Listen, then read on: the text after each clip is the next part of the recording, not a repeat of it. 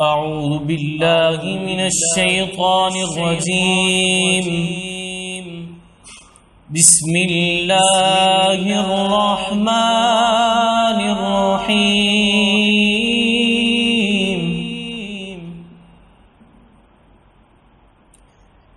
إذا جاء نصر الله والفتح ورأيت الناس يدخلون في دين الله أفواجا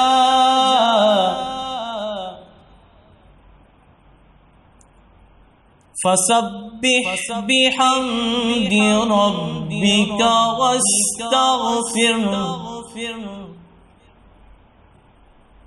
إنه كان توابا.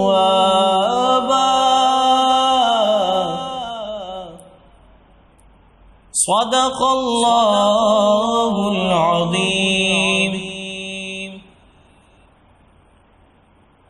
صلی علی نبینا صلی علی نبینا صلی علی محمد صلی علی شفیعنا صلی علی شفیعنا صلی علی محمد.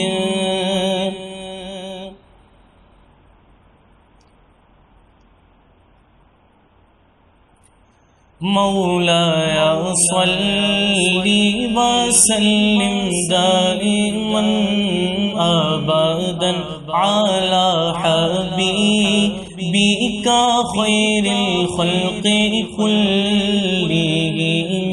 مولاي صلی وسلم دائما ابدا على حبيبك خير الخلق كلهم.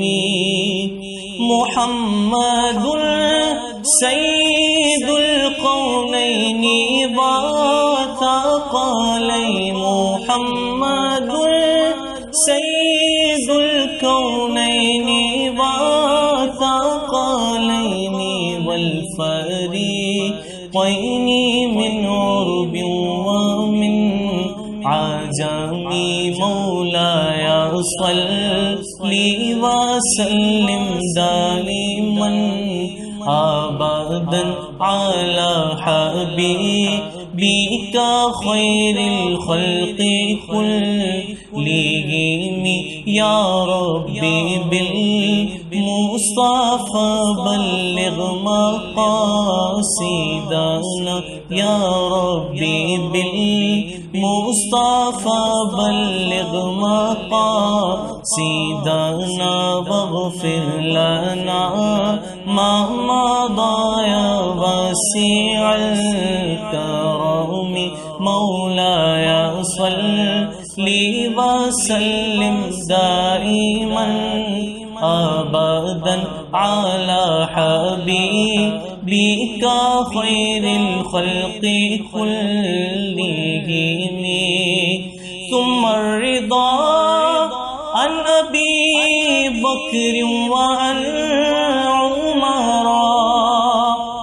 ثم الرضا عن ابي بكر وعن عمر وعن علي وعن عثمان ذي الكرم. مولاي صلی وسلم دائما ابدا على حبيبك خير الخلق كلهم. الحمد للہ رب العالمین والصلاة والسلام علی سید الانبیاء والمرسلین اما بعد فاعوذ باللہ من الشیطان الرجیم بسم اللہ الرحمن الرحیم۔ بحمد اللہ تعالی الانشراح کی جانب سے تربیت سیشن کا ایک آغاز کیا گیا، جس میں ہم مختلف موضوعات کے بارے میں تربیت حاصل کرتے ہیں اور قرآن و حدیث کی روشنی میں ہم سنتے ہیں کہ ہماری جو سوچ اور افکار ہیں کیا وہ درست ہیں یا نہیں، یا ہمیں اس کی تبدیل کرنے کی ضرورت ہے۔ تو اس سلسلے میں آج ہمارا جو موضوع ہے وہ اچھائی کا اثر، اچھائی کیا اثر رکھتی ہے، اس کے بارے میں ہم جانیں گے تو ہمیں پتہ چلے گا کہ ہمارے وہ امور جو دنیا میں خراب ہو رہے ہیں یہ اچھے ہو رہے ہیں تو وہ کس وجہ سے ہو رہے ہیں۔ خراب ہو رہے ہیں تو کیا ہماری اچھائیوں کو چھوڑنے کی وجہ سے ہو رہے ہیں، اور اگر اچھے ہو رہے ہیں کیا وہ ہمارے اچھائی کی وجہ سے ہو رہے ہیں یا کچھ اور معاملہ ہے۔ تو سب سے پہلے تو ہم یہ سنتے ہیں کہ قرآن مجید میں رب تعالیٰ نے ہمیں اچھائی کا حکم ارشاد فرمایا ہے، اور اچھائی کرنے والوں کے لیے اللہ تبارک تعالیٰ نے بشارتیں فرمائی ہیں۔ اسے ہم سورہ عصر کی مختصر صورت قرآن پاک کی ہم سورہ عصر پہ غور کرتے ہیں تو رب تعالیٰ فرماتا ہے، محبوب آپ کے زمانے کی قسم، بے شک انسان خسارے میں ہے مگر وہ لوگ جو اچھے اعمال کرتے ہیں، ایمان لاتے ہیں، وہ لوگ اللہ کے فضل سے خسارے میں نہیں ہیں۔ یعنی ان الذین آمنوا وعملوا الصالحات، خسارے سے ان لوگوں کو نکال دیا کہ جو اچھے اعمال کرتے ہیں۔ یوں اگر غور کیا جائے تو اچھے اعمال، بالفرض اعمال پہ اگر غور کیا جائے تو مسلمان کی زندگی دو امور کا مجموعہ ہے، ایک عبادات اور ایک معاملات۔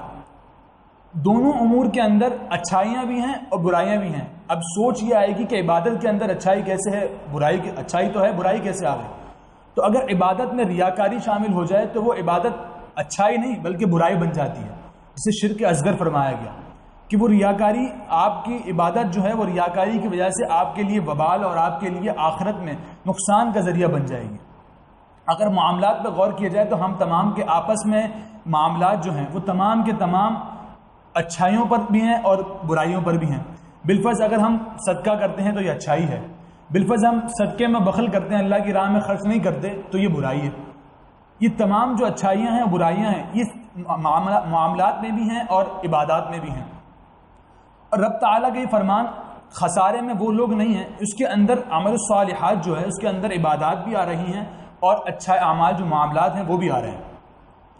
اگر ہم رب تعالیٰ کا وعدہ دیکھیں قرآن مجید میں، رب تعالیٰ فرماتا ہے کہ ہم مسلمان کے اجر کو، یعنی مسلمان جو اعمال کرتا ہے اس کے اجر کو ضائع نہیں کریں گے۔ ان اللہ لا یضیع اجر من احسن عملا، کہ رب تعالیٰ فرماتا ہے کہ ہم اچھائی کرنے والے کے اچھے عمل کو ضائع نہیں کریں گے۔ تو مطلب کیا ہوا، رب تعالیٰ اس کا اجر عطا فرمائے گا، یا تو وہ اجر دنیا میں ہوگا یا وہ آخرت میں ہوگا، اور کچھ اعمال ایسے ہیں جن کا اجر دنیا میں بھی ہے اور آخرت میں بھی ہے۔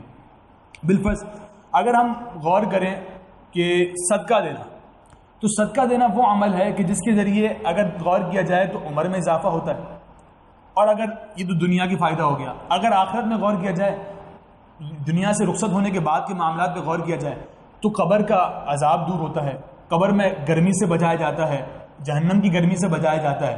تو یہ اس کا دنیاوی فائدہ بھی ہے، اخروی فائدہ بھی ہے۔ اسی طرح ایک اور فائدے پہ غور کیا جائے تو فرمایا کہ صدقہ دیا کرو تاکہ تمہارے رزق میں وسعت ہو۔ آج ہم اس بات کے متلاشی تو ہیں کہ ہمارے رزق میں وسعت کس طرح ہو، لیکن اگر ہم دیکھیں تو اچھائی کا ایک اثر ہے، یعنی صدقے کا ایک اثر ہے جو ہماری دنیا پہ بھی اثر انداز ہو رہا ہے، ہماری آخرت پہ بھی اثر انداز ہو رہا ہے۔ صدقہ دیا تو رزق میں وسعت ہوئی، آخرت میں کیا فائدہ ہوا، جہنم کی آگ کو دور کر دیا گیا، اور کیا ہوا، تعالیٰ کی جانب سے آپ کے جو معاملات تھے، گناہ تھے، ان کا کفارہ ہوا، اور اب تعالیٰ کی جانب سے آپ کے لیے بخشش کا سامان ہوا۔ اب ان اچھائی کو غور کیا تو ہم نے دنیاوی فائدہ بھی دیکھا، اخروی فائدہ بھی دیکھا۔ اب اسی طرح اگر ہم غور کریں سورہ کہف میں رب تعالیٰ نے ایک واقعہ ذکر فرمایا حضرت خضر علیہ السلام کے ساتھ، کہ حضرت خضر علیہ السلام جو حضرت موسیٰ علیہ السلام کے ساتھ روانہ ہوئے تھے اور کچھ ایسے امور کو سر انجام دے رہے تھے کہ جس پہ حضرت موسیٰ علیہ السلام سوال کر رہے تھے۔ تو حضرت خضر علیہ السلام نے ایک معاملے میں ایک جگہ پہ پہنچ کر کسی مسلمان کی دو بچوں کی ایک دیوار تھی جس کے نیچے خزانہ مدفون تھا، اسے حضرت خضر علیہ السلام نے اس دیوار کو تعمیر فرما دیا، اور تعمیر فرمانے کے بعد وہاں سے چلے گئے، ان سے کچھ معاوضہ نہ لیا۔ جب آپ سے سوال کیا گیا تو آپ نے اس کے بارے میں فرمایا تھا وَأَمَّا الْجِدَارُ فَكَانَ لِغُلَامَيْنِ يَتِيمَيْنِ فِي الْمَدِينَةِ فَكَانَ أَبُوهُمَا صَالِحًا، کہ اس شہر میں جو دیوار تھی وہ دو غلاموں کی تھی، دو یتیموں کی تھی، کہ جن کا باپ اچھے اعمال کرنے والا تھا، نیک تھا۔ مفسرین نے یہاں ایک بہترین بات لکھی. مفسرین نے یہاں لکھا کہ یہ جو ان کا باپ تھا نا وہ ان کا کوئی سگا باپ یعنی پہلی پشت پہ لگنے والا باپ یعنی ڈائریکٹ حقیقی باپ تھا وہ نہیں تھا، بلکہ مفسرین نے لکھا کہ اس کا ان دو غلاموں کا 8واں یا 10ویں پشت پہ لگنے والا وہ باپ تھا کہ جس کی وجہ سے ان کی اچھائی کی وجہ سے ان کی اولاد کو یہ اجر ملا، ان کی اولاد پر اچھائی کا یہ اثر ہوا کہ ان کے وہ جو خزانہ تھا جب یہ یتیم تھے اسے بچا لیا گیا دیوار کو تعمیر کرنے کے ذریعے. دیوار کو تعمیر نہ کرتے تو ہوتا کیا کہ وہ دیوار گر جاتی اور خزانہ باہر ہو جاتا. خزانہ جب ظاہر ہو جاتا تو لوگ اس پہ قبضہ کر لیتے، لیکن رب تعالیٰ کی حکمت یہ تھی کہ ان کی دیوار کو ان کے والد کی اچھائی کی وجہ سے بنا دیا گیا، اور اس دیوار کو جب گرایا جائے گا جب وہ ایک عمر پہ یعنی بلاغت کی عمر پہ یعنی عاقل ہونے کی عمر سمجھداری کی عمر کو پہنچ جائیں گے تو اس دیوار کو گرا دیا جائے گا، ان کے سامنے خزانے کو ظاہر کر دیا جائے گا. تو اب اس بات پہ غور کیا جائے کہ 7ویں پشت پہ باپ کی نیکی نے بیٹے کو اتنا فائدہ دیا، نسل کو فائدہ دیا، تو ہماری اچھائیاں ہماری زندگی میں کتنا فائدہ اثر کریں گے، ہمارے اعمال، ہمارے اچھے اعمال ہماری زندگی میں کتنا اثر انداز کریں گے، کیونکہ وہ 7ویں اور 8ویں پشت پہ تو فائدہ کر رہے ہیں، 7ویں اور 8ویں نسل پہ تو فائدہ کر رہے ہیں. اسی موقع پہ ایک روایت میں پیش کرتا ہوں کہ در منصور کی ایک روایت نبی کریم صلی اللہ علیہ وسلم نے فرمایا کہ انسان کی جو نیکیاں ہیں نا، مسلمان کی جو نیکیاں ہیں اس کو رب تعالیٰ اس کا یہ فائدہ دیتا ہے کہ اس کی نیکیوں کا فائدہ اس کی اولاد اور اولاد در اولاد بھی ہوتا ہے. صرف اولاد در اولاد نہیں، یہاں تک کہ اس کی ہمسایوں اور اس کے رشتہ داروں کو بھی فائدہ ملتا ہے، یعنی اس کے عزیز و اقارب، اس کے کنبے والے، ان کو بھی فائدہ ہوتا ہے. فائدہ کس طرح ہوتا ہے؟ رب تعالیٰ نبی کریم صلی اللہ تعالی وسلم فرماتے ہیں کہ رب تعالیٰ ان کی پردہ پوشی کرتا ہے اور ان کے معاملے میں رب تعالیٰ درگزر فرماتا ہے. اچھائی کا فائدہ کیا ہوا کہ رب تعالیٰ نے ان کی ذریت، ان کی نسل در نسل، ان کی پشتیں، ان کے ہمسایہ اور ان کے خاندان والوں کو فائدہ دیا. ہماری اچھائیاں ہمیں صرف فائدہ نہیں دیں گی، ہمارے کنبے والوں کو فائدہ. آج ہم اگر غور کریں تو ہم اچھائیوں کو کتنا نظر انداز کرتے تھے، جبکہ نبی کریم صلی اللہ علیہ وسلم کی حدیث بڑی ہی جامع اور بڑی ہی سمجھنے کے ایسے معنی رکھتی ہیں کہ جس کو اگر بندہ سمجھ جائے تو وہ نیکیوں پر کتنا حریص ہو جائے گا، کہ نیکیوں کو کرنے کے لیے وہ کتنا چاہت کا متلاشی ہوگا. نبی کریم صلی اللہ علیہ وسلم نے بڑے اچھے الفاظ اور خوبصورت الفاظ کے ساتھ ایک بات ارشاد فرمائی کہ آپ نے ارشاد فرمایا کہ نیکی جو ہے نا وہ کبھی بھلائی نہیں جاتی، کبھی رائے گاہ نہیں جاتی، اور اچھا اور گناہ جو ہے نا وہ کبھی بھلائے نہیں جاتے. نیکی جو ہے نا کبھی ضائع نہیں ہوتی اور برائی کبھی بھلائی نہیں جاتی، اور جو اجر دینے والا نا اس کو کبھی موت نہیں آنی. تم جیسا چاہے کرو، تم جو کرو گے اس کا تمہیں اجر ملے گا، اسی کا تمہیں بھرپائی کرنی ہوگی. بالفرض اگر ہم غور کریں تو ہم نیکی کو چھوٹا سمجھ کر چھوڑ دیتے ہیں. اگر غور کیا جائے، ہم کہیں سے گزر رہے ہیں اور ہم دیکھتے ہیں کہ کسی شخص کا بچہ ہے اور وہ برے اعمال میں مشغول ہے، تو ہم کیا کہہ کے چھوڑ دیتے ہیں کہ یار ہمارا بچہ تو نہیں ہے نا، ہمیں کیا لگے اس سے، جبکہ ہمیں پتا ہوتا ہے کہ وہ ہماری عزت کرتا ہے. ہم اسے روکیں گے تو وہ رک جائے گا، ہم اسے منع کریں گے تو وہ مان جائے گا.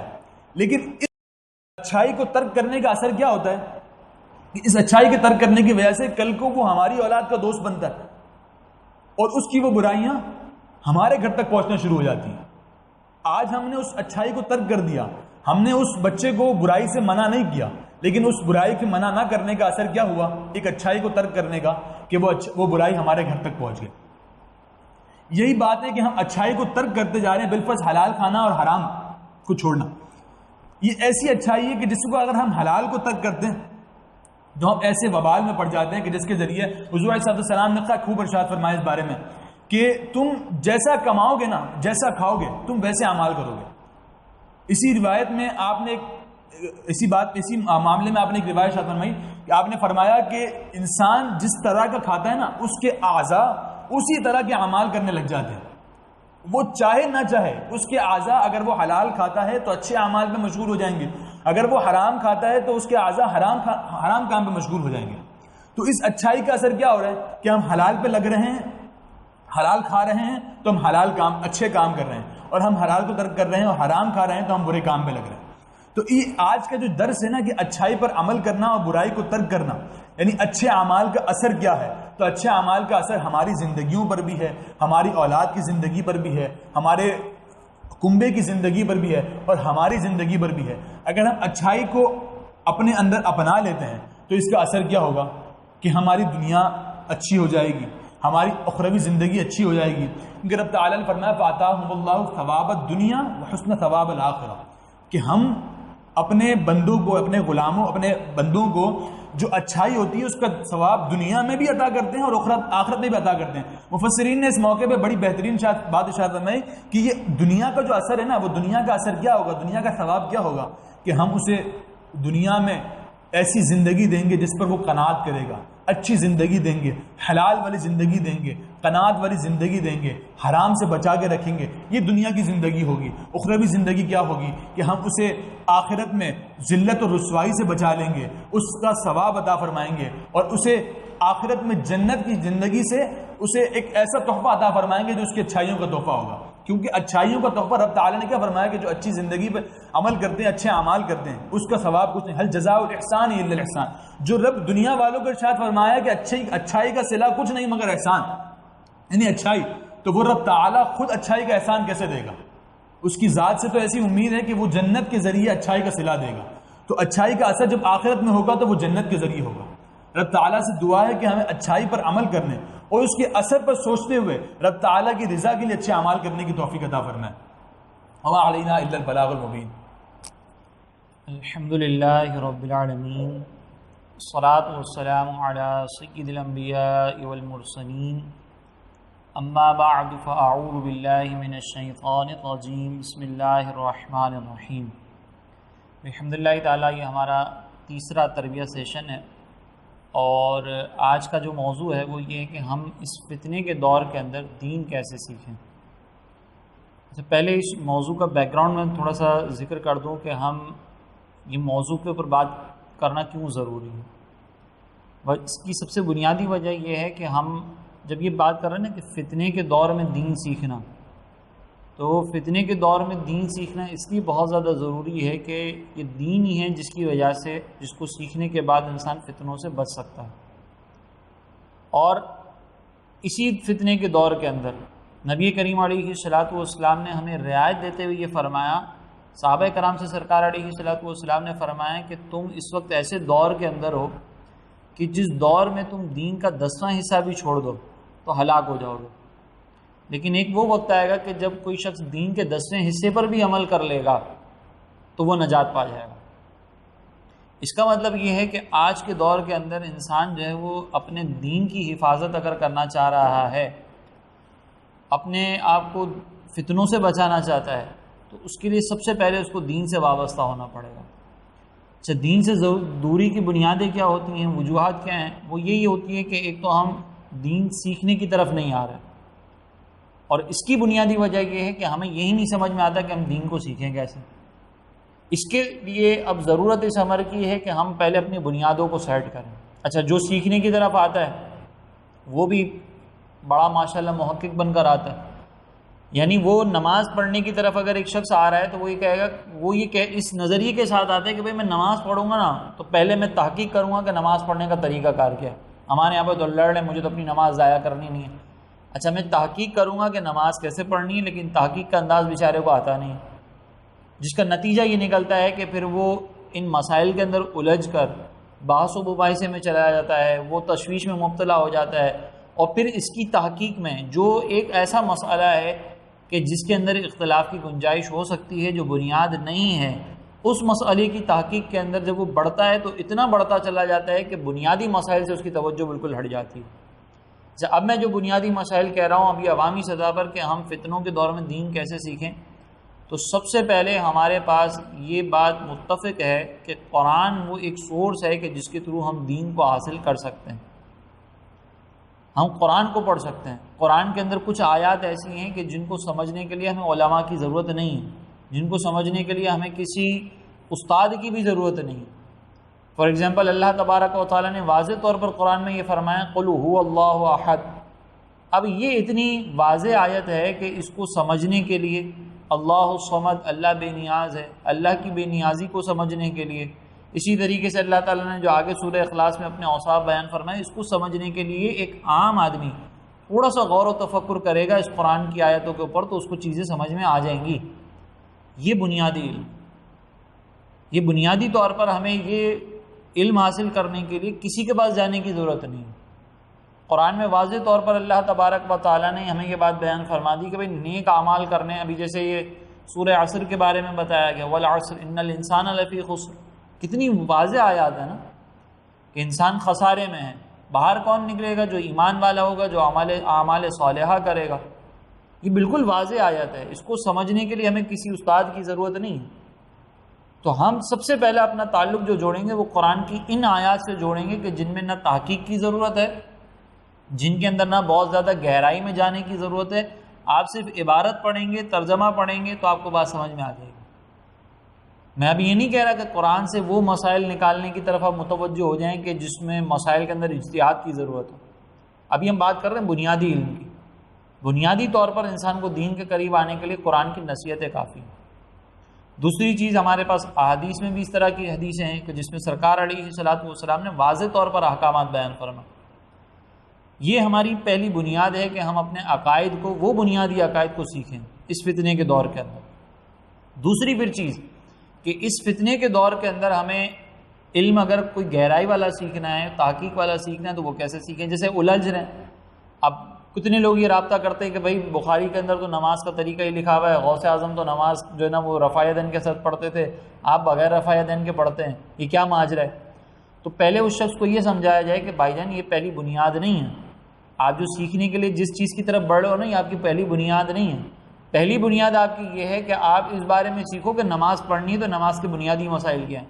قرات کسے کہتے ہیں؟ قرات کرنا نماز میں فرض ہے. رفع یدین کرنا یا نہ کرنا یہ اختلاف وہ اختلاف ہے کہ جو مستحب کے درجے پر جاتا ہے. قرات کے مسائل تو سیکھو، وہ سیکھنا تمہارے لیے فرض ہے. قرات کے مسائل نہیں معلوم ہوں گے. تو اس فتنے کے دور میں سب سے پہلے ہم نے کیا سیکھنا ہے؟ اپنے بنیادی مسائل کو سیکھنا، اپنے بنیادی احکامات جو ہیں ان کو سیکھنا. اور یہ سیکھنے کے لیے ہم اس وقت آئیں گے کہ جب ہمیں یہ معلوم ہو کہ ہاں ہمیں سیکھنے کی ضرورت ہے. اب ہمارے یہاں پر بعض لوگ ایسے بھی ہوتے ہیں کہ جو یہ کہتے ہوئے نظر آتے ہیں کہ یار ہمیں تو سب بنیادی معلومات ہیں الحمدللہ، لیکن اس سے یہ پوچھا جائے کہ اگر کوئی ایک کمیونسٹ آپ کے سامنے، ایک ایتھیسٹ آپ کے سامنے آ کر یہ کہتا ہے کہ بھئی اللہ تعالیٰ کا مجھے تعارف کرواؤ، تو ہم دو جملوں کے اندر، ہم میں سے بعض اوقات دو جملوں کے اندر جو ہے وہ اللہ تبارک و تعالیٰ کا تعارف اس کے سامنے پیش نہیں کر سکتے. یہ بنیادی علم سیکھنا ہے. ہم جھگڑوں کے اندر لگے ہوئے ہیں، الجھے ہوئے ہیں.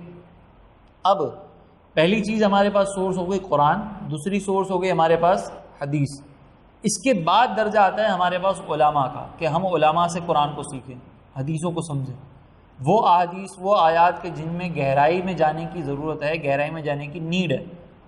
اب جب یہ بات کہی جاتی ہے نا تو اسی بات کے اوپر بعض لوگ یہ کہتے ہیں کہ بھئی مولوی تمہیں اپنے پیچھے لگانا چاہ رہے ہیں، مولوی تمہیں یہ کہنا چاہ رہے ہیں کہ بھئی تم ان سے وابستہ ہو جاؤ اور قرآن کے اندر تحقیق نہ کرو.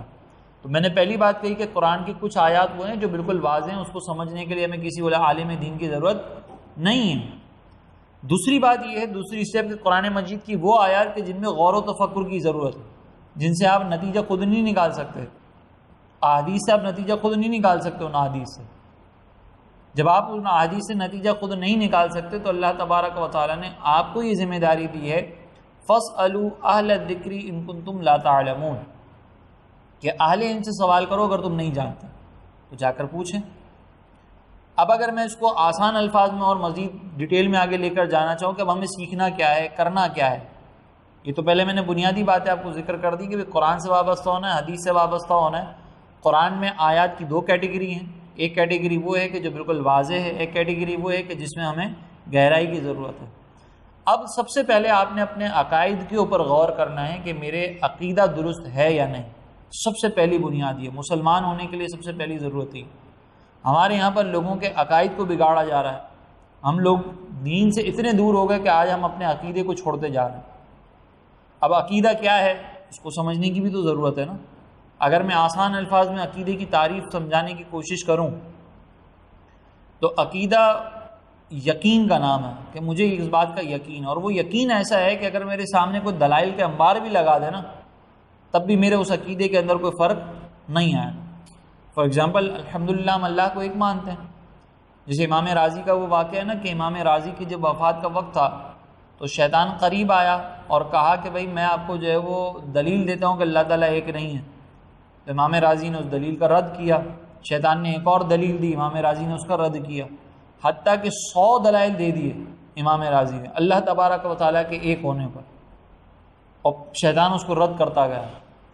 تو اب یہ اللہ تبارک و تعالیٰ کے دلائل کا جو انکار کیا جا رہا ہے شیطان کی طرف سے, وہ بھی دلیلیں دے رہا ہے. لیکن امام راضی اگر دلیل نہ بھی دیں, جیسے کہ ان کے پیر صاحب نے بعد میں یہ اعلان کیا کہ راضی تم کہہ کیوں نہیں دیتے کہ میں اللہ کو بغیر دلیل کے ایک مانتا ہوں. تو اب یہاں پر دیکھیں پیر صاحب نے وہی تلقین کی کہ یہ وہ شیطان ہے جو تمہیں بہکانے آ رہا ہے. تمہارا یقین اتنا پختہ ہونا چاہیے کہ اگر تمہارے پاس اس سلسلے میں دلیل نہ بھی ہو, تمہیں جواب نہ بھی دینا آتا ہو, تب بھی تمہیں اپنا یہ یقین پختہ رکھنا ہے. تو اس کو کہتے ہیں عقیدہ, کہ عقیدہ وہ پختہ دلیل, پختہ یقین ہے کہ سامنے میرے پاس دلائل کا انبار لگا دیا جائے, کچھ بھی کر دیا جائے, میں نے اپنے عقیدے کو نہیں چھوڑنا, اپنے نظریے سے نہیں ہٹنا. یہ ہے بنیادی طور پر عقیدہ, جس کو سیکھنے کی ضرورت ہے. اچھا, پھر دوسری بات کہ ہم جب عقیدے کی بات کرتے ہیں تو ہمارے یہاں پر یہ بھی پھر ایک الجھن ہو جاتی ہے کہ یار ہمیں کیسے پتہ چلے گا کون صحیح کون غلط. تو پہلے اس عقیدے کے اندر بھی 2 کیٹیگریز ہیں ہمارے پاس. اس فتنے کے دور میں اگر ہمیں دیکھنا ہے نا کہ بھئی ہمیں پہلے کیا کرنا ہے, تو اس عقیدے کے اندر بھی 2 کیٹیگریز ہیں ہمارے پاس. ایک بنیادی عقیدہ ہے جس کو ہم عقیدہ اسلام کہتے ہیں. یہ وہ عقیدہ ہے کہ اگر ہم نے اس کو تسلیم نہیں کیا تو ہم دائرہ اسلام سے باہر نکل جائیں گے, اور اگر ہم اس کو تسلیم کرتے ہیں, کوئی اس کو تسلیم کرتا ہے تو ہی وہ دائرہ اسلام کے اندر شامل ہوگا. فار ایگزامپل فرشتے, جنت, دوزخ, جنات, حساب کتاب, مرنے کے بعد دوبارہ اٹھنا. اب یہ وہ ساری چیزیں ہیں کہ جن کی وضاحت قرآن میں واضح طور پر کر دی گئی ہے. یہ تو دیکھیں نا, ہم کم از کم اس کو تو سیکھیں. آپ یہ نہ کریں کہ آپ ڈائریکٹ جو ہے نا وہ میدان کے اندر کود کر یہ کہیں کہ بھائی میں تو ابھی تحقیق کروں گا کہ فلاں جو وہ یوٹیوب کے اوپر ویڈیو ڈال رہا ہے وہ جو تحقیق بیان کر رہا ہے کہ فلاں بزرگ نے بھی غلط لکھا, فلاں بزرگ نے بھی غلط لکھا, اس نے بھی غلط کیا, اس نے بھی غلط کیا. ابھی آپ ان تحقیقوں کے اہل ابھی نہیں ہوئے کہ آپ سمجھ سکیں کہ وہ کیا غلطی ہو رہی ہے, کیا غلطی نہیں ہو رہی. ابھی بنیاد تو سیکھیں نا. ہمارے یہاں پہ سب سے بڑا پرابلم جو ہے نا اس فتنوں کے اندر یہ ہو رہا ہے کہ آپ کو ان چیزوں میں الجھایا جا رہا ہے کہ جو ایک تو آپ کی بنیاد نہیں ہے, اور پھر جب الجھا بھی رہے ہیں تو وہ بنیاد جو ہے نا اس مسئلے کی وہ آپ کو نہیں سمجھائی جا رہی. مثال کے طور پر رفع یدین ہے, میں اس پہ دوبارہ آتا ہوں رفع یدین پر ہی, کیونکہ یہ بہت زیادہ ہمارے یہاں پر ہوتا ہے. بخاری میں تو نماز کا طریقہ یہ لکھا ہوا ہے اور تم دوسری طریقے سے نماز پڑھتے ہو. تو پہلے جب آپ سے کوئی یہ بات کہہ رہا ہے کہ بخاری میں نماز کا طریقہ یہ لکھا ہوا ہے, تو اب یہ دین سیکھ جو رہا ہے, جو دین کے قریب آ رہا ہے, یہ اس کی ذمہ داری ہے کہ پہلے آپ سامنے والے سے یہ پوچھو کہ بتاؤ بخاری میں جو طریقہ لکھا ہوا ہے اس طریقے پر عمل کرنا فرض ہے, واجب ہے, سنت ہے. یعنی رفع یدین کرنا فرض ہے, واجب ہے یا سنت ہے. تو obvious سی بات ہے کہ اس کو فرض واجب تو کسی نے بھی نہیں لکھا, آ جائے گا اس کا درجہ سنت کا. تو اب کراس کوشچن آپ کے اس سے کرنا ہے کہ بھائی ٹھیک ہے چلو بخاری کا یہ والا مسئلہ تو سنت کے درجے پر آتا ہے, اب پہلے آ جاؤ فرض پر بات کرتے ہیں. فرض ہمیں سمجھاؤ, ابھی ہمیں اس میں نہ الجھاؤ کہ رفع یدین کرنا یا نہیں کرنا. ابھی آپ ہمیں فرض کے مسائل سکھاؤ, ابھی آپ ہمیں ہماری بنیادی چیزیں سمجھاؤ. اور یہ جو آپ کو کہہ رہے ہیں نا کہ نہیں پہلے رفع یدین کی وجہ سے اپنے نماز کو صحیح کرو, فرض تمہیں آتا ہو یا نہ آتا ہو, تو یہ سمجھ جائیے گا کہ یہ آپ کو دین کے بنیادی مسائل سے دور کرنے والی شخصیت, یہ آپ کو دین سے دور ہٹانے والے لوگ ہیں, کیونکہ آپ کو ایسے مسئلوں میں الجھا رہے ہیں کہ جس کی فی الحال آپ کو ضرورت ہی نہیں ہے. مثال کے طور پر صحابہ کرام کے درمیان اگر کوئی معاملات ہوئے, کیا یہ آپ کی اور میری ذمہ داری ہے کہ ہم ان معاملات کے اندر یہ فیصلہ کریں کہ وہ صحابی صحیح تھے, یہ صحابی غلط تھے؟ یہ ہماری ذمہ داری تو نہیں. آپ نے بس اتنا جان لیا کہ صحابہ کی عظمت کا اقرار ہم نے کرنا ہے, صحابہ کے خلاف ہم نے کوئی زبان استعمال نہیں کرنی, صحابہ سے محبت ہمارے ایمان کا حصہ ہے, اہل بیت اطہار سے محبت ہمارے ایمان کا حصہ ہے. یہاں پہ آپ کی بنیاد ختم ہو گئی. اب آپ اگر تاریخی واقعات کے اندر گھس کر پھر تحقیق کے اندر چلے جائیں, آپ دین کی بنیاد سے ہٹ گئے. یہ فتنے کے دور میں آپ کو دین سے ہٹایا جا رہا ہے, دین کی بنیاد سے ہٹایا جا رہا ہے, یہ آپ کو الجھایا جا رہا ہے. یہ آپ کا کام ہی نہیں تھا. آپ کا کام یہ تھا کہ آپ یہ دیکھیں کہ مجھے صحابہ کرام کی عظمت کتنی کرنی ہے, ان کی عزت کتنی کرنی ہے. صحابی کہتے ہیں کہ اس کو ہیں, صحابہ کے فضائل کیا ہیں, اہل بیت کے فضائل کیا ہیں. بس اگر صحابہ کے درمیان کوئی اختلاف ہوا ہے تو ہمارے کوئی نتیجہ اخذ کرنے سے, ہمارے کسی کو حق یا غلط کہنے سے جنت کے فیصلے نہیں ہوں گے, آخرت کے فیصلے ہماری تحقیق سے نہیں ہوں گے. وہ اللہ رب العزت جانتا ہے جس کی مشیت کے مطابق ان صحابہ کے درمیان اختلاف ہوا. آپ کا یہ بنیادی مسئلہ نہیں تھا، یہ عقیدہ اسلام کے اندر شامل نہیں تھا. اب اس کے بعد عقیدہ اسلام کے بعد ایک اور درجہ آتا ہے عقیدہ اہل سنت کا. چاہیے اہل سنت کوئی خاص مکتب فکر تو نہیں ہے، یہ نہیں کہ ہم یہ فرقہ واریت کی بات کر کے آپ کو کہہ رہے ہیں کہ اہل سنت کے عقائد سیکھو. اہل سنت سے مراد یہ ہے کہ نبی کریم اور صحابہ سے جو ہمیں عقائد ملے ہیں، جو نظریات ملے ہیں، ہم اس کو اختیار کریں. وہ بنیادی طور پر کیا عقائد ہیں؟ عذاب قبر کو تسلیم کرنا، عذاب قبر کے دلائل پر بات کرنا، جو اس کا انکار کر رہے ہیں. انبیاء علیہم السلام کی حیات کے بارے میں گفتگو کرنا کہ نبی کریم علیہ السلام اور دیگر انبیاء جو ہے وہ اپنی قبروں میں جلوہ افروز ہیں، حیات ہیں، شہید سے زیادہ بہتر حیات کے ساتھ وہ اپنی قبروں میں جلوہ افروز ہیں. یہ ساری چیزیں عقائد اہل سنت میں آتی ہیں. تو پہلے ان چیزوں کی طرف آنا اس فتنے کے دور میں بہت زیادہ ضروری ہے. اسی طریقے سے دجال کا فتنہ، دجال آئے گا، کیا کرے گا، کس طرح تباہیاں مچائے گا، کرامت کسے کہتے ہیں، جادو کسے کہتے ہیں، استدراج کسے کہتے ہیں، یہ ساری چیزیں جاننا ہمارے لیے ضروری ہے.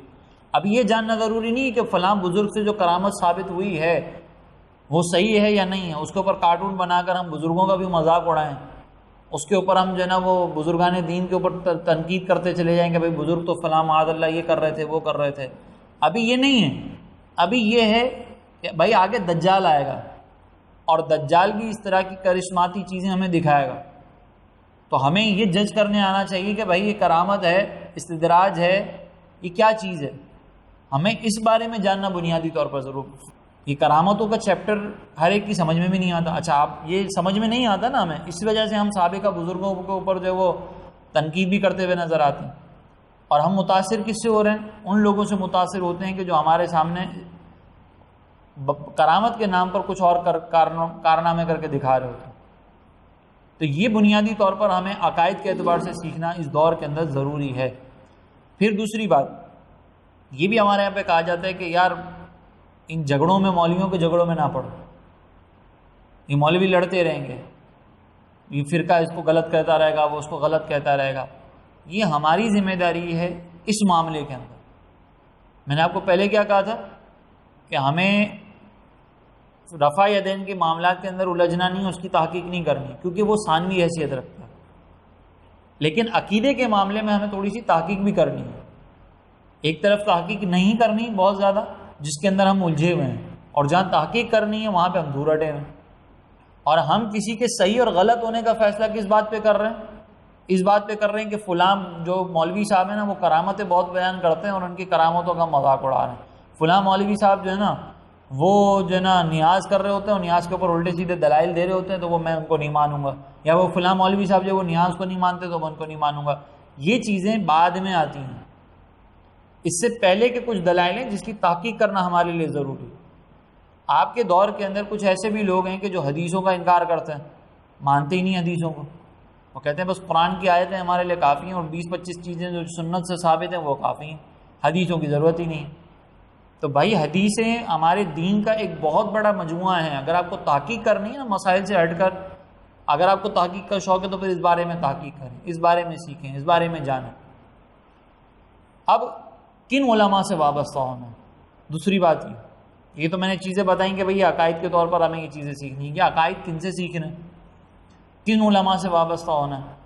تو اس کے لیے جج کرنے کا طریقہ کار یہ ہوتا ہے کہ ہمیشہ یہ بات ذہن میں رکھیے گا کہ اگر کوئی شخص آپ کو دلائل دیتے ہوئے اس انداز سے دلائل دے کہ سامنے والے کی کمزور دلیلیں آپ کے سامنے ذکر کر رہا ہو اور اپنے مضبوط دلائل ذکر کر رہا ہو، یا سامنے والے کی دلیل ہی ذکر نہ کرے تو اور اپنی طرف سے دلائل دے رہا ہو. اسی طریقے سے بعض اوقات ایسا ہوتا ہے کہ ہم بعض اوقات سامنے والے پہ صرف الزام لگا رہے ہوتے ہیں، حقیقت وہ ہوتی نہیں ہے. فار ایگزامپل میں آپ کو ایک مثال دیتا ہوں. ابھی پچھلے دنوں میں نے ایک ویڈیو دیکھی تقلید کے موضوع کے اوپر. تو ایک صاحب یہ کہہ رہے تھے کہ ہمارے یہاں پر لوگ جو ہے نا وہ تقلید کرتے ہیں، تقلید کرنے کے بعد وہ یہ کہتے ہیں کہ بھائی امام جو ہے نا وہ ہمارا بس جو امام کہہ رہا ہے وہی صحیح کہہ رہا ہے، وہی سچا ہے. تو کہا کہ اگر کوئی یہ موقف رکھتا ہے تو یہ کیسے ہو سکتا ہے، وہ امام نبی تو تھا ہی نہیں. اور پھر اس بات کو بنیاد بنا کر تقلید کا رد کیا جا رہا تھا. اب یہ اس بات کی طرف اشارہ ہے کہ آپ کسی مسلمان کے اوپر ایک تہمت لگا رہے ہیں کہ مسلمانوں کا نظریہ یہ ہے کہ وہ اپنے امام کے بارے میں یہ گمان کرتے ہیں کہ ہمارے امام سے غلطی نہیں ہو سکتی، اور جب غلطی نہیں ہو سکتی، ان کا یہ گمان ایسا ہے، تو یہ تو گویا کہ اپنے امام کو نبی سمجھنا ہے اور یہ کسی اور کو نبی سمجھنے کے مترادف ہے، اس لیے تقلید کرنا غلط ہے۔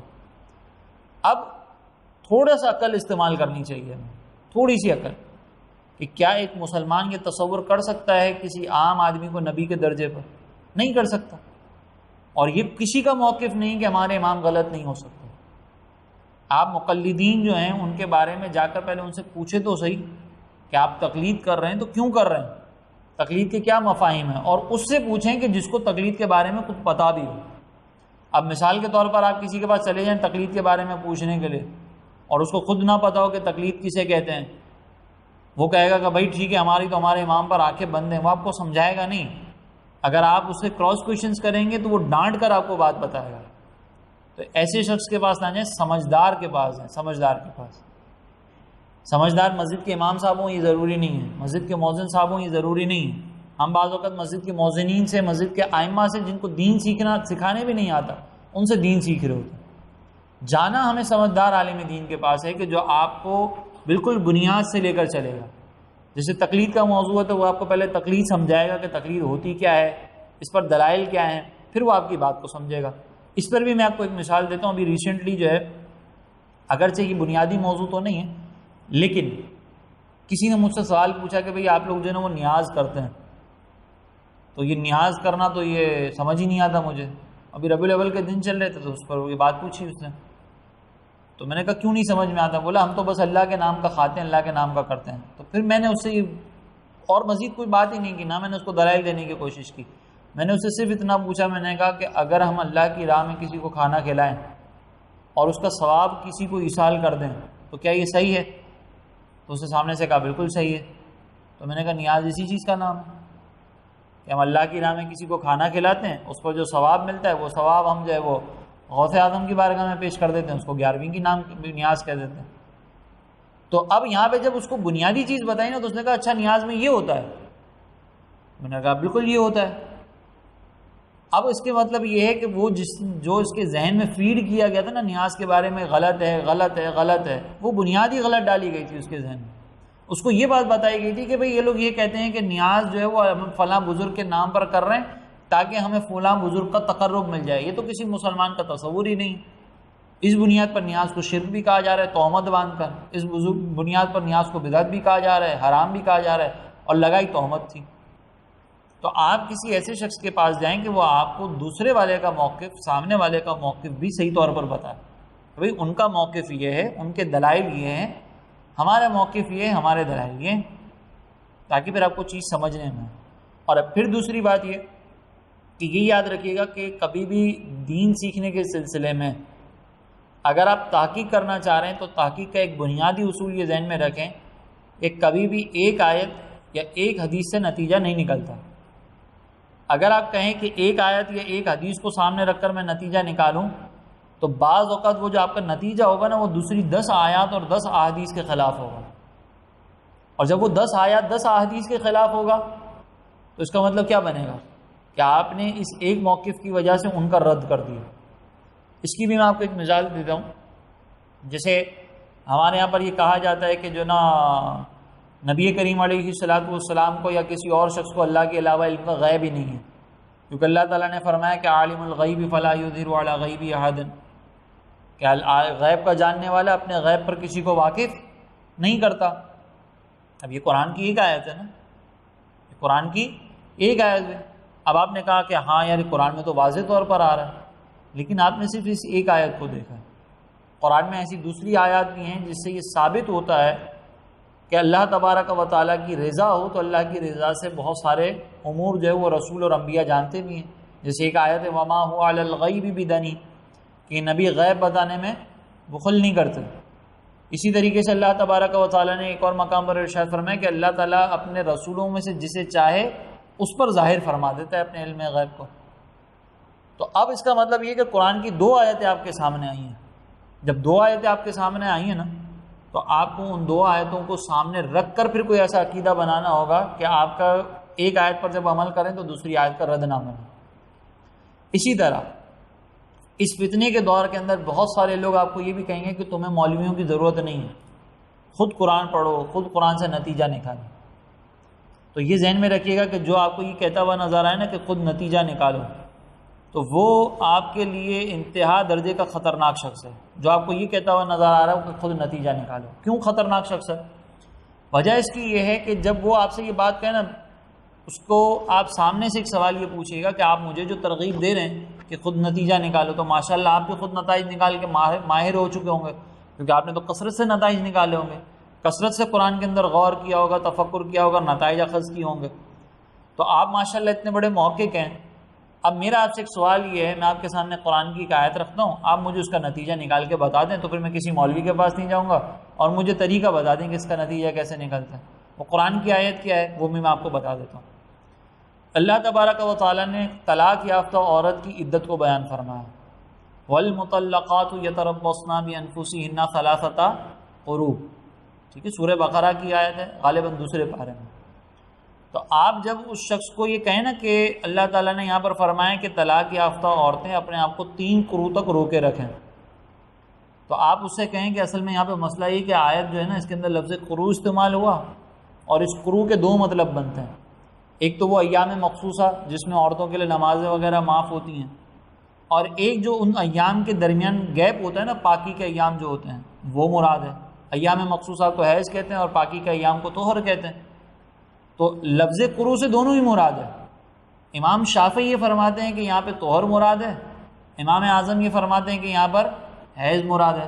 تو آپ نے ماشاءاللہ نتیجے نکالے نا، آپ ماشاءاللہ بڑے محقق ہیں، آپ تو مجھے یہ کہہ رہے ہیں کہ قرآن سے میں خود نتیجہ نکالوں، تو پہلے آپ مجھے یہ اصول بتائیں کہ کس اصول کی بنیاد پر میں امام شافعی کو صحیح کہوں اور ان اصولوں کی بنیاد پر میں امام اعظم کو غلط کہوں اور ان کے دلائل کا رد کروں، اور اگر میں امام شافعی کو غلط کہہ رہا ہوں تو وہ کون سے اصول کی بنیاد پر میں امام شافعی کو غلط کہہ رہا ہوں، ان کے دلائل کا رد کر رہا ہوں۔ آپ یہ نتیجہ مجھے نکال کر دے دیں، کیونکہ دونوں ائمہ کی طرف دلائل موجود تو ہیں، لیکن مجھے نہیں سمجھ میں آ رہا کہ میں کیسے خود نتیجہ نکالوں۔ کہیں پہ دیکھتا ہوں تو امام اعظم صحیح لگتے ہیں، کہیں پہ دیکھتا ہوں تو امام شافعی صحیح لگتے ہیں، تو میں نتیجہ کیسے نکالوں، آپ مجھے سمجھا دیں۔ اگر وہ شخص آپ کو یہاں پر نتیجہ نکال کے نہ دے سکے تو آپ سمجھ جائیے گا کہ یہ آپ کو بھی گمراہ کر رہا ہے اور اس کو خود کو بھی نہیں پتا کہ قرآن سے نتیجہ کیسے نکالتا۔ میں یہ بات آپ کو جو کہہ رہا ہوں وہ قرآن سے دور کرنے کے لیے نہیں کہہ رہا، یہ صرف اس بات کو سمجھانے کے لیے کہہ رہا ہوں کہ قرآن سے نتیجہ نکالنا کوئی بچوں کا کام نہیں ہے، یہ بچوں والا گھر نہیں ہے کہ آپ نے بس ایسے ہی کہا کہ یہ میں فوراً کر لوں گا، بچوں والا کام نہیں ہے، اتنا آسان نہیں ہے۔ قرآن سے نتیجہ نکالنے کے لیے آپ کو گہرائی کے ساتھ علم دین سیکھنے کی ضرورت ہوتی ہے۔ تو جو آپ کو چھوٹی چھوٹی باتوں پر یہ کہ نا بھائی خود نتیجہ نکال لو، مولویوں کے پاس جانے کی کیا ضرورت ہے، حدیثیں تمہارے پاس ہیں، آیتیں تمہارے پاس ہیں، نتیجہ خود نکالو، تو ایسے افراد سے بھی ہمیں دور رہنا ہے کہ جو آپ کو اس طرح کی گمراہیوں میں مبتلا کر رہے ہیں۔ پھر دوسری بات آخر میں، جس کا عمل، جس کا عقیدہ بنیادی طور پر درست ہو اس کے قریب جائیں۔ اور یہ جو ہمارے یہاں پر فرقہ واریت ہے نا، یہ جو ہمیں نظر آتا ہے کہ وہ مختلف فرقے بڑھے ہوئے ہیں، بھئی یہ اپنے آپ کو صحیح کہہ رہا ہے، دوسرے کو غلط کہہ رہا ہے، تو اس میں بھی یہ نہ دیکھیں کہ ظاہری طور پر ان کے اختلافات کیا نظر آ رہے ہیں۔ جیسے بعض اوقات یہ کہا جاتا ہے کہ بھئی یہ نیاز کرنے والے لوگ ہیں، یہ نیاز نہیں کرنے والے لوگ ہیں، ان کے درمیان آپس میں جھگڑا ہے، یہ نماز اذان سے پہلے صلاۃ والسلام پڑھتے ہیں، یہ نہیں پڑھتے، یہ ان کا جھگڑا ہے، یہ جو ہے وہ حی علی الصلاۃ پہ تقلید کی اقامت کے وقت کھڑے ہوتے ہیں، یہ وہ ہیں جو شروع سے کھڑے رہتے ہیں، ان کے درمیان یہ جھگڑا ہے۔ بھئی یہ جھگڑے بنیادی نہیں ہیں، اتنی چھوٹی چھوٹی باتوں پر جھگڑے نہیں ہوئے، یہ تو کمپرومائزز اس پہ ہو سکتے ہیں، اس میں اختلاف کی گنجائش ہو سکتی ہے۔ جھگڑا کس بات پر ہے اس کو جاننے کے لیے آپ دونوں مکاتب فکر کی بنیادوں پر جائیں کہ یہ بنے کیسے تھے، وجود میں کیسے آئے تھے۔ جب آپ اس وجود کی طرف جائیں گے نا کہ وجود میں کیسے آئے، کس نے کس چیز کا انکار کیا تھا، کس نے کس چیز پر دفاع کیا تھا، تو آپ کو پتہ چلے گا کہ مکاتب فکر وجود میں کیسے آئے تھے۔ جیسے مثال کے طور پر میں آپ کو ایک چھوٹی سی مثال اس پہ بھی دے دیتا ہوں۔ پہلے نبی کریم علیہ الصلوۃ والسلام کے دور سے لے کر آج تک شاید ہی آپ نے کبھی سنا ہو کہ کسی بزرگ نے، کسی صحابی نے، کسی تابعی نے، کسی تبع تابعی نے نبی کریم علیہ الصلوۃ والسلام کے بارے میں یہ فرمایا ہو کہ معاذ اللہ سرکار علیہ الصلوۃ والسلام جو ہے وہ ختم ہو گئے اور سارے کمالات ختم اس دنیا سے جانے کے بعد۔ لیکن یہ بعد میں یہ نظریہ وجود میں آیا۔ تو جب آپ کو یہ پتہ چلے گا نا کہ یہ نظریہ کب وجود میں آیا تھا، تو آپ کو پتہ چلے گا کہ یہ فرقہ تو یہاں سے شروع ہوا ہے، تو جو فرقہ بعد میں شروع ہوا ہے آپ کو خود بخود پتہ چل جائے گا کہ یہ نظریہ مجھے نہیں اپنانا، کیونکہ تو بعد میں شروع ہوا۔ اسی طرح ایک اور ہمارے یہاں پر نظریہ ہے کہ معاذ اللہ بعض لوگوں نے یہ کہنا شروع کر دیا کہ اللہ تبارک و تعالیٰ جو ہے وہ جھوٹ بولنے پر بھی قادر ہے، اس کو جھوٹ پر بھی قدرت و اختیار حاصل ہے معاذ اللہ۔ تو اب ہم جب کسی کے بارے میں یہ سنتے ہیں نا کسی سے کہ معاذ اللہ اللہ تبارک و تعالیٰ جھوٹ بولنے پر قادر ہے، یہ فتوے موجود ہیں باقاعدہ، آج کے دور میں بھی یہ فتوے دیے گئے ہیں، ایسے نہیں صرف سابقہ کتابوں میں، آج کے دور میں بھی یہ لکھے ہوئے ہیں۔ تو جب آپ کسی کو یہ کہتا سنیں تو پھر آپ اپنا تھوڑا سا وہاں پر دماغ چلانا شروع کریں، وہاں پر آپ اس بات کی طرف تفکر کریں کہ اگر کوئی شخص یہ کہہ رہا ہے کہ اللہ تبارک و تعالیٰ کی قدرت ایسی ہے کہ وہ معاذ اللہ تبارک و تعالیٰ جھوٹ بولنے پر قادر ہے، تو وہ صرف جھوٹ بولنے کی طرف بات نہیں رہے گی، وہ مزید عیب کی طرف بھی بات جائے گی، مزید عیوب کی طرف بھی بات جائے گی۔ ان میں کون کون سے عیوب آ سکتے ہیں؟ بھائی جو آپ کہہ رہے ہو کہ قدرت میں اگر ہم یہ بات کریں کہ اللہ تبارک و تعالیٰ جھوٹ بولنے پر قادر ہے، تو وہ پھر کیا معاذ اللہ اپنے آپ کو فنا کرنے پر بھی قادر ہے؟ تو اس کا مطلب یہ تصور یہ بعد میں آیا ہے۔ اسی طریقے سے آپ دیکھیں نبی کریم علیہ الصلوۃ والسلام کے دور سے لے کر اب تک کوئی ایسا شخص آپ کو نہیں ملے گا کہ جس نے اپنے سے پہلے بزرگوں کے بارے میں بدتمیزی سے کلام کیا، کبھی آپ کو نہیں ملے گا، بلکہ سرکار علیہ الصلوۃ والسلام نے اس کو قیامت کی نشانی قرار دیا کہ آخری دور کے اندر جو ہے وہ ایسے لوگ پیدا ہوں گے کہ جو اپنے سے پہلے والوں کو برا کہیں گے۔ یہ علامتیں بیان ہوئی ہیں کہ اپنے سے پہلوں کو برا کہیں گے، تو اب جو اپنے سے پہلوں کو برا کہہ رہا ہے اس کا مطلب یہ وہی حدیث کا مصداق بن رہا ہے، اسی حدیث کا مصداق۔ تو ہمیں جب بھی کسی کے بارے میں جج کرنا ہو نا کہ یہ صحیح ہے یا غلط ہے، تو پہلے اس کی بنیاد پر جائیں، ہمیشہ ہر چیز کی بنیاد پر جانا سیکھیں، تب جا کے ہم نتیجہ اخذ کر سکتے ہیں، ایسے نتیجہ اخذ نہیں ہو سکتا۔ اور پھر جب آپ نے بنیاد جان لی نا تو پھر آپ یہ نہیں کہیں گے کہ سب صحیح ہیں، پھر آپ خود کہیں گے کہ یار کوئی ایک ہی صحیح ہے، اور وہ آپ کو خود پتہ چل جائے گا۔ تو تحقیق کرنے کا، دین کو سیکھنے کا اپنا ایک انداز ہے۔ پہلے میں دوبارہ اس کو خلاصتاً ذکر کر دوں تاکہ چیزیں سمٹ جائیں کہ ایک دین سیکھنا ہے تو سب سے پہلے اپنے بنیادی عقائد کو سیکھیں، اللہ کے بارے میں، اس کے رسول کے بارے میں، جنت، دوزخ، فرشتے، انبیاء، ان سب کے بارے میں، مرنے کے بعد دوبارہ اٹھنے کے بارے میں، ان کے بارے میں سیکھیں اگر دین سیکھنا ہے تو۔ پھر اس کے بعد اپنی جو بنیادی مسائل ہیں، نماز، روزہ، زکوٰۃ، حج، یہ کیسے ادا کرنی ہے، اور ان مسائل میں جو تحقیقی چیزیں ہیں نا کہ بھئی امام شافعی کے نزدیک کچھ اور طریقہ ہے، امام اعظم کے نزدیک کچھ اور طریقہ ہے، یہ ابھی ہماری ذمہ داری نہیں ہے۔ آپ اگر کسی عالم دین کو پوچھ کر کام کر لیں گے آپ کی ذمہ داری ختم ہو جائے گی، کیونکہ آپ کو تحقیق کرنا نہیں آتی تو اللہ نے آپ کو تحقیق کا مکلف بھی نہیں بنایا۔ پھر اس کے بعد اگر آپ کو تحقیق کرنی ہے تو پہلے تحقیق کا ڈھنگ سیکھنا ہوگا، اور کس کے پاس جا کر تحقیق کرنی ہے، کس سے جا کے مسئلہ پوچھنا ہے، وہ بھی میں نے آپ کو ذکر کیا کہ اگر تحقیق کرنی ہے تو پہلے تحقیق کرنے سے پہلے اس موضوع سے ریلیٹڈ ساری آیات، ساری احادیث سب کو دیکھیں، پھر نتیجہ نکالیں، تاکہ کسی ایک چیز کو بنیاد بنا کر دوسرے کا رد نہ ہو رہا۔ اور اس تحقیق کرنے میں ضمن میں یہاں پہ ایک عرض کر دوں کہ پہلے سے تصور نہیں بنانا چاہیے۔ اگر آپ نے پہلے سے تصور بنا لیا نا کہ یار مجھے جو ہے نا وہ نیاز کو صحیح ثابت کرنا ہے، کچھ بھی ہو جائے، مجھے جو ہے وہ رفع یدین کو صحیح ثابت کرنا ہے، کچھ بھی ہو جائے، اگر پہلے سے ذہن بنے گا تو آپ اپنے سامنے آنے والی وہ دلیل خود بخود چھوڑ کے چلے جائیں گے کہ جو آپ کے خلاف ہوگی، آپ اس کو خود بخود نظر انداز کر دیں گے کہ یار اس کو سائڈ میں رہنے دو، یہ میرے نظریے کے خلاف۔ تو پہلے جمع کریں چیزوں کو، پھر اس کے بعد نتیجہ نکالیں، اور نتیجہ نکالنے کے لیے بھی پھر کچھ اور بنیادی اصول ہیں، جیسے میں نے ذکر کیا تھا کہ ایک لفظ کی دو معنی ہوتے ہیں، کس معنی کو کیسے ترجیح دینی ہے اس کے لیے آپ کو پوری حدیثیں سمجھ میں آنی چاہیے، عربی لغت سمجھ میں آنی چاہیے کہ عربی لغت سے استدلال کیسے کرتے ہیں، تب جا کے انسان ایک تحقیق کر سکتا ہے۔ اور جس سے سیکھ رہے ہیں اس کو دیکھ لیں کہ وہ کون ہے، اگر تو وہ آپ کو صرف ون سائیڈڈ دلائل دے رہا ہے، آپ کو صرف ایک ہی بات بتا رہا ہے اور دوسرے کے اوپر الزام لگانے کے بعد اس کا رد کر رہے ہیں، الزام لگانے کے بعد کہ دیکھو فلاں لوگ یہ تصور رکھتے ہیں، ٹھیک ہے، اور پھر آپ یہ کہیں کہ اب یہ غلط تصور ہے، جیسے میں نے تقلید کی آپ لوگوں کو مثال دی تھی، تو اس سے آپ دور ہو جائیں، وہ آپ کو نہیں سکھا سکتا صحیح سے۔ ہاں، جو آپ کو دونوں طرف کے دلائل دے رہا ہو، دونوں طرف کی کتابوں کی باتیں بتا رہا ہو کہ بھئی دیکھو یہ ان کا موقف لکھا ہوا ہے، یہ ان کے دلائل لکھے ہوئے ہیں، اور پھر اس کے بعد آپ کو کہے کہ ان دلائل کا رد یہ ہے، تو آپ اس سے جا کر تحقیق کر سکتے ہیں۔ یہ میں نے صرف ضمناً ذکر کیا ہے، یہ دین کا معاملہ اتنا آسان نہیں ہے۔ اگر کوئی کہتا ہے کہ ہمیں آسان الفاظ میں بتا دیں، ہمیں تحقیق واقعیق نہیں کرنا، تو آسان الفاظ میں یہ ہے کہ آپ اپنے بنیادی معلومات حاصل کریں اللہ اور اس کے رسول کے بارے میں، جو میں نے بنیادی چیزیں بتائیں، بنیادی نماز روزے رکھیں جو آپ کی بنیاد ہے۔ مزید الجھتے چلے جائیں گے تو آپ اور جب بھی کوئی مسئلہ سن رہے نا اختلافی والا، تو اس اختلافی مسئلے کو سننے سے پہلے آپ یہ دیکھ لیں کہ کیا یہ مسئلے کے اندر اتنی گہرائی میں جانا میرے لیے ضروری ہے یا نہیں۔ اگر نہیں ہے تو آپ پیچھے ہٹیں۔ یہ اس فتنے کے دور کے اندر بنیادی علم سیکھنے کے لیے ضروری ہے۔ پھر دوسری بات، عقیدے کے اندر میں نے آپ کو پہلے ہی ذکر کیا تھا کہ اپنے آپ کو چونکہ گمراہی سے بچانا ضروری ہے، تو عقیدے کے اندر آپ کو تحقیق کرنی پڑے گی، اس کے اندر آپ کو تھوڑا سا ڈیٹیل میں جانا پڑے گا، یہ ہماری بنیادی ضرورت ہے۔ اور وہ تحقیق میں کیسے کرنی ہے وہ میں نے آپ کو ذکر کر دیا۔ اللہ تعالیٰ سے دعا ہے کہ اللہ تبارک و تعالیٰ ہمیں اس فتنے کے دور میں دین کے قریب آنے کی بھی توفیق عطا فرمائے، دین کو سیکھنا کیسے اس کی بھی توفیق عطا فرمائے، اور سیکھنے کے بعد اس پر عمل پیرا ہونے کی بھی توفیق عطا فرمائے۔ اگر آپ میں سے کسی کے ذہن میں کوئی سوال ہے تو ایک بات آخر میں کی کہ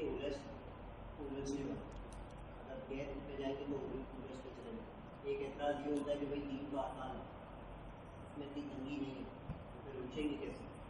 اچھا، سوال یہ کیا گیا کہ بھئی دین جو ہے وہ میں نے بات یہ ذکر کی کہ اگر آپ دین کی تحقیق میں جائیں گے تو الجھ جائیں گے معاملات کی، تو دین تو بہت آسان ہے، تو جب ہم اس کی تحقیق میں جائیں گے تو الجھیں گے کیسے؟ دین آسان ہے، اس کا کوئی انکار نہیں ہے۔ قرآن سے نتیجہ اگر آپ نکال لیں تو اللہ تبارک و تعالیٰ نے اپنے محبوبوں کے ذریعے ایسے اصول ہمیں دے دیے ہیں کہ اگر ہم اصولوں کو پرکھیں گے نا تو ہم نتیجہ آسانی سے نکال سکتے ہیں۔ میں نے پہلے ہی بات کی نا کہ اگر ڈھنگ نہیں آئے گا نا آپ کو تحقیق کا تو پھر آپ کی تحقیق بیکار ہے۔ الجھیں گے اس وقت کہ جب آپ کو ڈھنگ نہ آتا۔ مثال کے طور پر آپ کو جی پتہ ہی نہیں چلے گا، بخاری کے اندر جو ہے وہ ایک حدیث لکھی ہوئی ہے، بخاری کے اندر حدیث لکھی ہوئی ہے اور اس کے بالکل مخالف حدیث جو ہے وہ آپ کو دوسری کتاب کے اندر مل جائے، سنن ابن ماجہ میں مل جائے۔ ٹھیک ہے، میں ایک ایگزامپل آپ کو دیتا ہوں، ابھی میرے ذہن میں آپ کے سوال کے جواب میں آئیے ایک دم۔ یہ سنن نسائی یا سنن ابی داؤد کی حدیث ہے غالباً، اس میں سرکار علیہ الصلوۃ والسلام نے فرمایا، دو حدیث ہیں، ایک حدیث میں یہ لکھا ہوا ہے سرکار علیہ الصلوۃ والسلام نے فرمایا کہ جب تم سجدہ کرو تو اونٹ کی طرح نہ بیٹھو، سجدہ کرو تو اونٹ کی طرح نہ بیٹھو بلکہ اپنی کوہنیاں پہلے رکھو، اپنے ہاتھ پہلے رکھو، پھر اپنے گھٹنے رکھو۔ کیا فرمایا سرکار نے؟ اونٹ کی طرح نہ بیٹھو بلکہ اپنے ہاتھ پہلے رکھو، پھر اپنے گھٹنے رکھو۔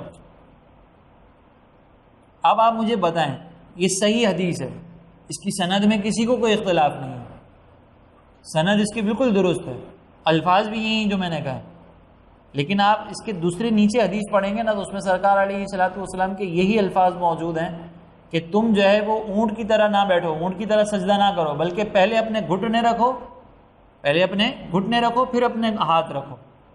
اب دونوں حدیثوں کے اندر اختلاف ہے، کیسے نتیجہ نکالیں گے اگر آپ کو ڈھنگ نہیں آتا ہوگا تو جس کو ڈھنگ نہیں آتا نا وہ ان دو حدیثوں کو سامنے رکھ لے وہ لج جائے گا، جس کو ڈھنگ آتا ہوگا نا اس کو پتہ چلے گا کہ بھائی حدیث سے نتیجہ نکالنے کے لیے صرف حدیث کا صحیح ہونا کافی نہیں ہوتا بلکہ حدیث کی درایت بھی دیکھی جاتی ہے۔ ایک روایت ہوتی ہے، ایک درایت ہوتی ہے، درایت بھی دیکھی جاتی ہے۔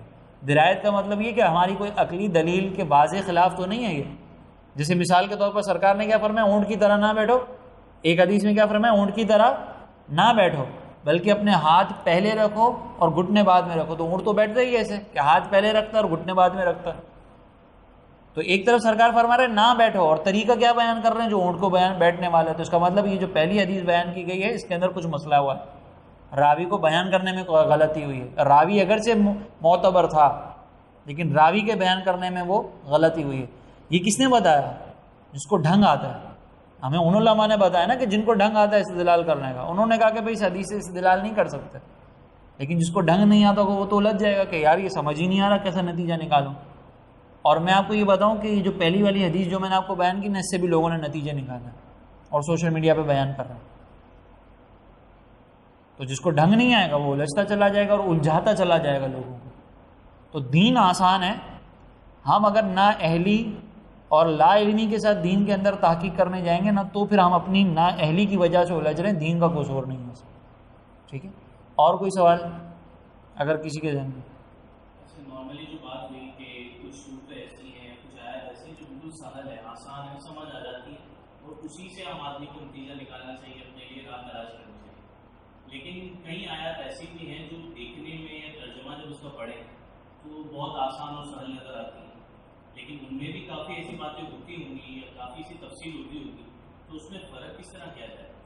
دیکھیں اس میں نا ایک عام آدمی، آپ جو طلبہ آپ لوگوں میں سے بیٹھے ہوئے نا جنہوں نے باقاعدہ پڑھا ہے صحیح سے، تو آپ لوگوں نے یہ دیکھا ہوگا کہ اس میں ہم لوگ قرآن سے جب نتیجہ اخذ کرتے ہیں نا، تو قرآن سے نتیجہ اخذ کرتے ہوئے ایک دلالت النص ہوتا ہے۔ یہ دلالت النص کیا ہوتا ہے؟ اس کے بارے میں ہمارے علماء نے یہی بات بیان فرمائی کہ ہم ایک بات سنتے ہیں اور نتیجے کی طرف فوراً ذہن جاتا ہے، جیسے وَلَا تَقُلْ لَهُمَا اف، کہ اپنے والدین کو اف بھی نہ کہو، تو یہاں پر نتیجہ فوراً سامنے آ جائے گا کہ صرف اف کہنے سے منع نہیں کیا جا رہا بلکہ تکلیف دینے سے منع کیا جا رہا ہے۔ تو قرآن کی کچھ آیات ایسی ہی ہیں جس میں اللہ تبارک و تعالیٰ نے غور و فکر کرنے کا حکم دیا ہے، جیسے مثال کے طور پر اگر تم نیک اعمال نہیں کرو گے تو جہنم میں چلے جاؤ گے، اگر تم نیک کام کرو گے تو جنت تمہارے لیے ہوگی، جنت کی اللہ تبارک و تعالیٰ نے وہ بیان فرما دی واضح طور پر۔ اسی طریقے سے اللہ تبارک و تعالیٰ نے واضح طور پر فرما دیا کہ کسی کا مال ناحق طور پر نہیں کھانا۔